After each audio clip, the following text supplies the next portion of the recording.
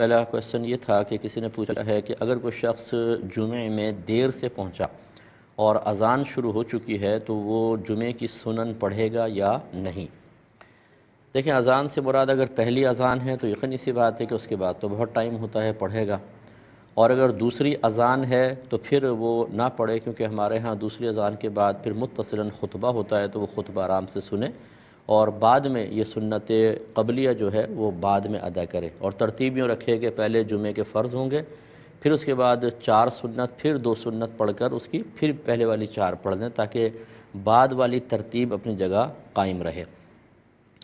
اور اسی طرح انہوں نے پوچھا ہے کہ دوسری کوئی نماز ہو، اس میں اگر اذان کے وقت انسان پہنچے تو کیا سنت ادا کرے گا کہ نہیں؟ تو بالکل ادا کرے گا، کیونکہ بہت ٹائم ہوتا ہے۔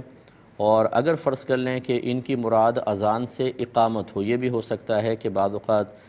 توجہ نہیں رہتی اور انسان اقامت کو اذان ہی لکھ دیتا ہے، بلکہ حدیثوں میں بھی دوسری اذان اقامت کو بعض اوقات کہا گیا ہے۔ تو اگر آپ اقامت مراد لے رہے ہوں، جس نے بھی یہ سوال کیا ہے، تو پھر دونوں سوالات کا جواب یہ ہوگا کہ اچھی طرح یاد رکھیں،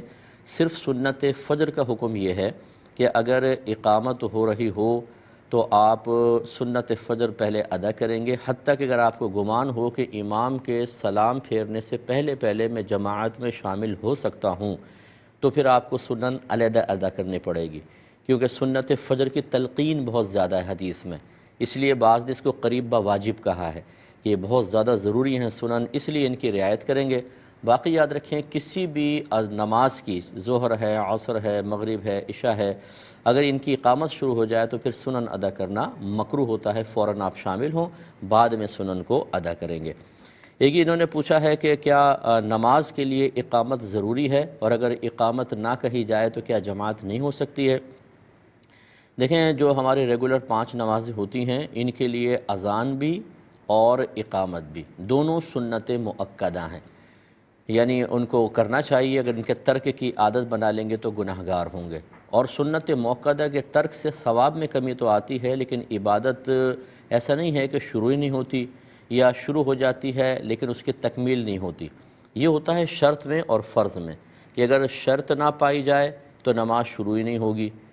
فرض نہ پایا جائے نماز تو شروع ہو گئی لیکن فرض چونکہ درمیان میں ہوتا ہے، نماز مکمل نہیں ہو سکتی ہے۔ اور سنت مؤکدہ کا حکم یہ نہیں ہوتا، اس کے بغیر نماز شروع بھی ہو جاتی ہے، نماز مکمل بھی ہو جاتی ہے، لیکن ثواب میں کمی آتی ہے۔ تو آپ جواب سمجھ گئے ہوں گے کہ اقامت اگر نہیں کہی تو سنت مؤکدہ کا ترک ہوا، برا کیا، لیکن آپ کی جماعت پر کوئی فرق نہیں ہے، جماعت بالکل ہو جائے گی۔